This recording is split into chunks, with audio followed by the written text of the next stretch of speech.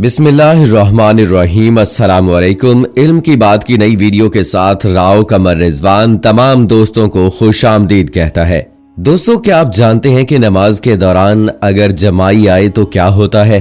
جمائی آنے کی صورت میں کیا کرنا چاہیے؟ جمائی لینا اللہ تعالیٰ کے ہاں پسندیدہ ہے یا نہیں؟ اور کیا یہ سچ ہے کہ جمائی لیتے وقت شیطان منہ میں گھستا ہے؟ اور دوستو، اکثر یہ کہا جاتا ہے کہ جب کسی کو چھینک آتی ہے تو اسے کوئی یاد کرتا ہے۔ اس کی کیا حقیقت ہے؟ اس کے علاوہ بہت سی اور معلومات آج کی ویڈیو میں دی جائیں گی، سو اس ویڈیو کو آخر تک ضرور دیکھیے گا۔ اور اگر آپ نے ابھی تک ہمارا چینل علم کی بات سبسکرائب نہیں کیا ہے تو ابھی سبسکرائب کریں اور ساتھ میں بیل آئیکن کو ضرور پریس کریں تاکہ لیٹسٹ اپلوڈ ہونے والی ہماری ویڈیوز کا نوٹیفیکیشن آپ کو بر وقت ملتا رہے۔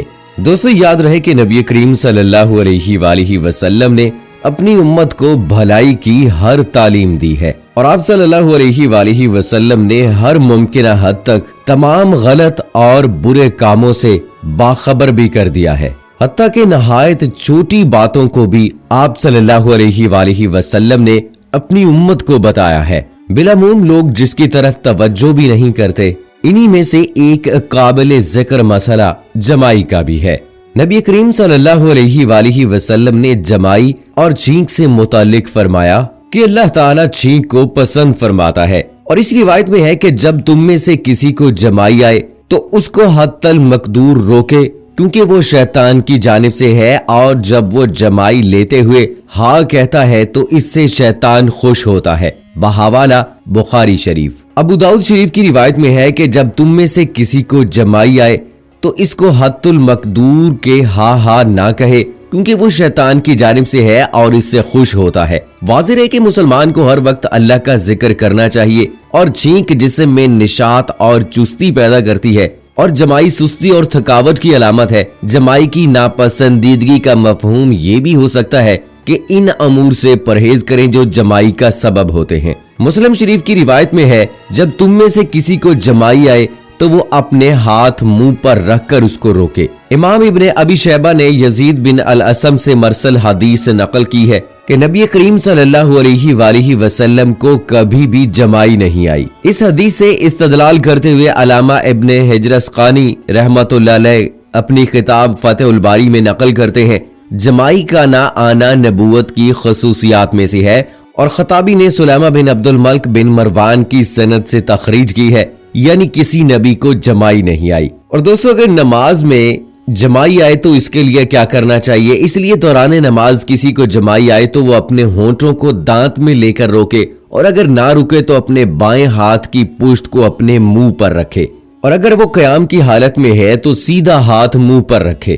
دوستو، جب کسی مسلمان کو چھینک آتی ہے تو وہ الحمدللہ کہتا ہے۔ اگر الحمدللہ رب العالمین کہے تو زیادہ بہتر ہے، لیکن الحمدللہ کہنا بھی کافی ہے۔ لیکن سوال یہ پیدا ہوتا ہے کہ اگر کوئی غیر مسلم چھینک لیتا ہے تو اس کا جواب کیسے دیا جاتا ہے؟ تو دوستو، آج کی ویڈیو میں آپ کو یہ بھی بتاتے ہیں۔ حضرت ابو ہریرہ رضی اللہ تعالیٰ عنہ کہتے ہیں کہ یہودی جب حضرت صلی اللہ علیہ وآلہ وسلم کے پاس ہوتے تو جان بوجھ کر چھینکتے، اس امید میں کہ آپ ان کے جواب میں یرحمک اللہ کہیں گے، لیکن آپ صلی اللہ علیہ وآلہ وسلم ان کی چھینک کے جواب میں محض یہ فرماتے، یہدیکم اللہ ویصلح بالکم، یعنی اللہ تعالیٰ تمہیں ہدایت بخشے اور تمہارے قلوب یا تمہارے احوال کی اصلاح فرمائے۔ بحوالہ ترمذی شریف اور ابو داؤد شریف۔ اور دوستو، اکثر کہا جاتا ہے کہ جب کسی کو چھینک آتی ہے تو اسے کوئی یاد کر رہا ہوتا ہے۔ اس کی حقیقت کیا ہے؟ اس میں کوئی سچائی بھی ہے یا نہیں؟ تو آئیے دوستو، آپ کو یہ بھی بتاتے ہیں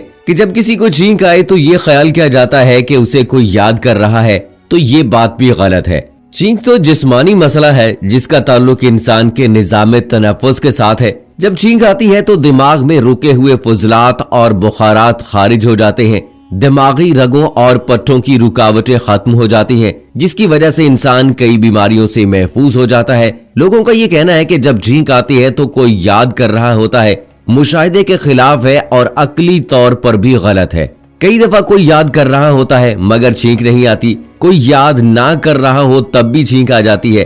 بعض دفعہ کسی کو جاننے والے 2 4 یا 8 10 آدمی ہوتے ہیں، ان میں سے کتنے لوگ ہوں گے جو رات کے 2 بجے اسے یاد کر رہے ہوں گے، مگر چھینک تو اس وقت بھی آ جاتی ہے۔ अगर ये बात दुरुस्त हो तो फिर तो जिससे दुश्मनी करनी हो उसे याद करना शुरू कर दिया जाए, ताकि वो हर वक्त छींके ही मारता रहे और अपना कोई काम ना कर सके, बल्कि छींके मार मार के बेहोश हो जाए। तो दोस्तों, बाज़ औक़ात सूरज की तरफ तिरछा देखने से भी छींक आ जाती है, बाज़ चीजों को सूंघने से भी छींकें आती हैं, बाज़ औक़ात आदमी को इलाज के तौर पर भी छींकें दिलवाई जाती हैं। अगरचे छींक का रोकना दुरुस्त नहीं, मगर आदमी रोकना चाहे तो एक खास वक्त में नाक बंद करके रोक भी सकता है। तो क्या नाक बंद करने से याद करने वाले का मुंह भी बंद हो जाता है कि वो याद करना छोड़ देता है? और मजीद ये कि छींक तो 2-4 सेकंड की बात होती है, जबकि इतने वक्त में कोई किसी को क्या याद कर सकता है। लिहाजा ये बात हर लिहाज से कतई तौर पर गलत है कि जब छींक आती है तो कोई याद कर रहा होता है। लेकिन दोस्तों, ये तो आम हालात की बात हो गई।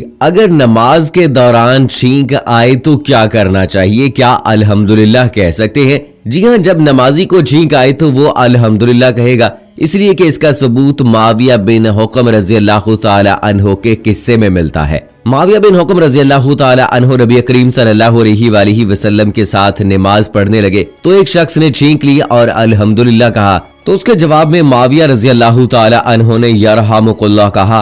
तो लोग उन्हें घूर घूर कर देखने लगे कि इसने गलत काम किया है। तो उन्होंने कहा कि इनकी माएं गुम पाएं तो वो लोग अपनी रानों पर हाथ मारने लगे ताकि वो खामोश हो जाएं, तो वो खामोश हो गया। जब नबी करीम सल्लल्लाहु अलैहि वसल्लम ने नमाज खत्म की तो उन्हें बुलाया। माविया रज़ियल्लाहु ताला अन्हु कहते हैं कि मेरे माँ बाप उन पर कुर्बान हो, अल्लाह की कसम ना तो नबी करीम सल्लल्लाहु अलैहि वसल्लम ने मुझे डांटा और ना ही मारा और ना बुरा भला कहा, बल्कि नबी करीम सल्लल्लाहु अलैहि वसल्लम फरमाने लगे, नमाज में लोगों से बातें करना सही नहीं, बल्कि इसमें तो तस्बीह और तहमीद और तकबीर और कुरान मजीद की तिलावत होती है। और दोस्तों, यहाँ आपको ये भी बताता चलूं कि शुरू में नमाज के दौरान सलाम का जवाब देने की भी इजाजत थी, लेकिन बाद में रसूल अकरम सल्लल्लाहु अलैहि वसल्लम ने मना फरमा दिया था। तो यहाँ ये भी कहा जा सकता है कि शायद उस वक्त इस बात की इजाजत थी कि अगर नमाज के दौरान किसी को छींक आए तो वो अल्हम्दुलिल्लाह कहे और सुनने वाला उसका जवाब दे।